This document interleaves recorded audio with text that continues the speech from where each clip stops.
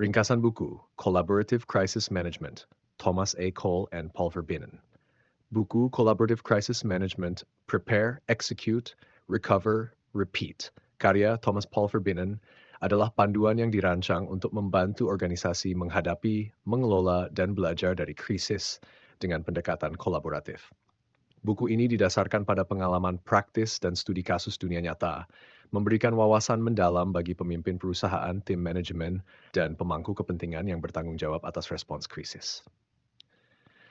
Poin utama dalam buku ini menguraikan 4 fase utama dalam manajemen krisis yang harus dilakukan secara berulang agar organisasi selalu siap menghadapi tantangan di masa depan.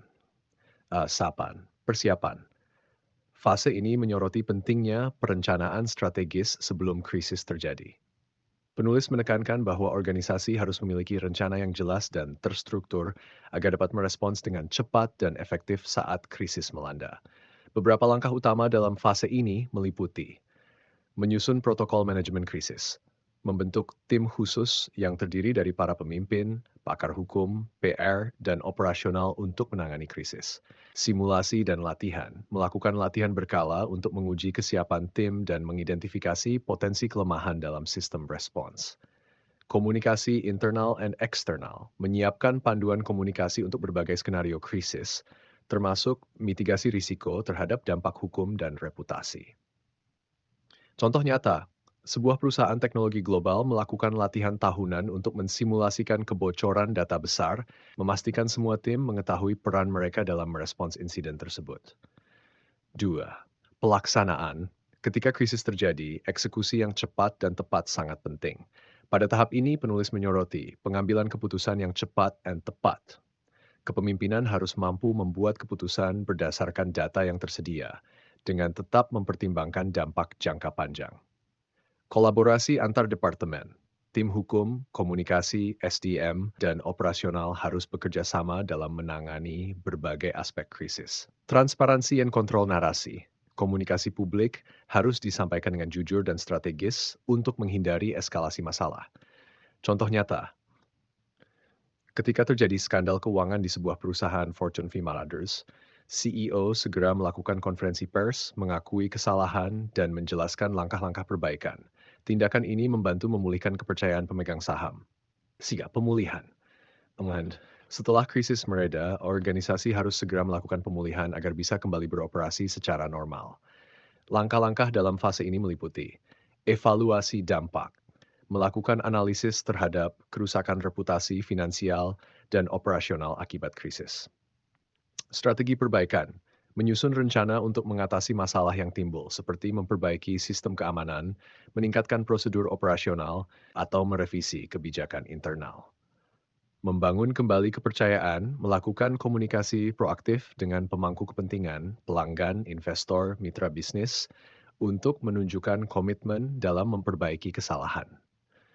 Setelah mengalami kebocoran data pelanggan, sebuah perusahaan e-commerce menawarkan kompensasi kepada pengguna yang terdampak, serta meningkatkan sistem keamanan mereka untuk mencegah kejadian serupa di masa depan. Pengulangan dan pembelajaran, repeat. Manajemen krisis bukan hanya tentang menangani insiden saat terjadi, tetapi juga belajar dari pengalaman dan meningkatkan kesiapan untuk masa depan.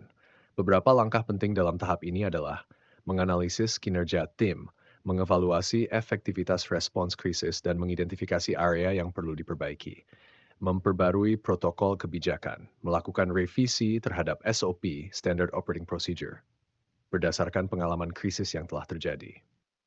Mengadakan pelatihan berkala, mengasah keterampilan tim dengan simulasi yang lebih kompleks dan realistis. Contoh nyata, setelah menghadapi boikot besar dari pelanggan akibat kampanye pemasaran yang kontroversial, sebuah merek fashion ternama mengubah kebijakan pemasaran mereka dan memberikan pelatihan kepada tim komunikasi untuk lebih memahami sensitivitas budaya di berbagai pasar global. Kesimpulan, mengapa pendekatan kolaboratif penting?